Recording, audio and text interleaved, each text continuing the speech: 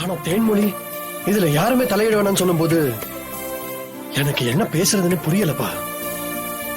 எப்படிப்பா எப்படி எப்படி ஒரு நிமிஷத்துல தேன்மொழி மனசை மாத்தனா? என்ன நினைச்சுன்னு எனக்கு ஒண்ணுமே புரியலப்பா.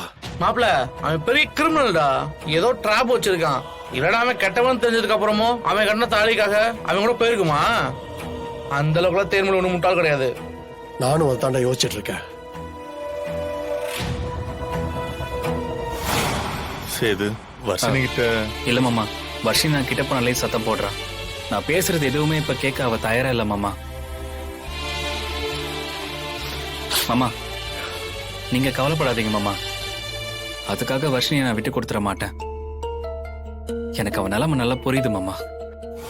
கொஞ்சம் முன்னாடியே பிரபு பத்தி நம்ம ரிவீல் பண்ணி எல்லாத்தையும் வர்ஷினிக்கு புரிய வச்சிருந்தோம்னா அவ மனசு மாறி இருக்கும் மாமா. நம்ம இப்படி லாஸ்ட் மினிட்ல சொன்னதுனாலதான் அவளால ஏத்துக்க முடியல. ஆமா நான் பேசி புரிய வைக்கிறேன் மாமா. உடனே வர்ஷினி என்னை ஏத்துக்கிட்டு என் கூட சேர்ந்து வாழணும்னு ஆசைப்படல மாமா.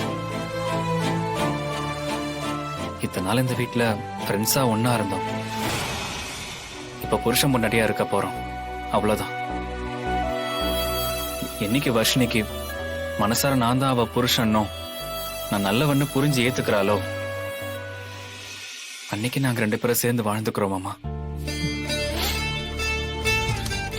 சேது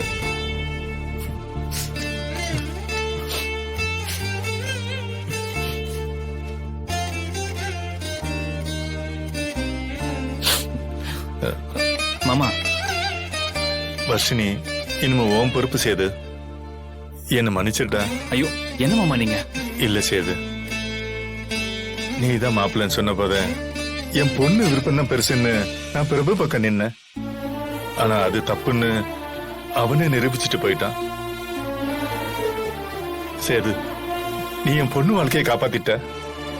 ரொம்ப நன்றி சேது. ஐயோ மாமா என்ன மாமா பெரிய வார்த்தைலாம்.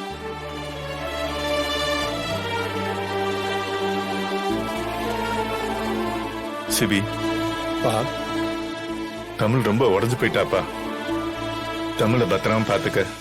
இங்க பாரு, இதுல இருந்து அவளை மீட்டெடுக்க வேண்டிய உன் பொறுப்புப்பா. சரிப்பா. நீ ஒண்ணு கவலைப்படாத. அந்த பிரபுவை நான் பாத்துக்கிறேன். அவனா நானான்னு ஒரு கை பாத்துறேன். இல்லப்பா, நாம நினைக்கிறத விட அவன் ரொம்ப மோசமானவன். உங்களால அவனை ஹேண்டில் பண்ண முடியாதுப்பா.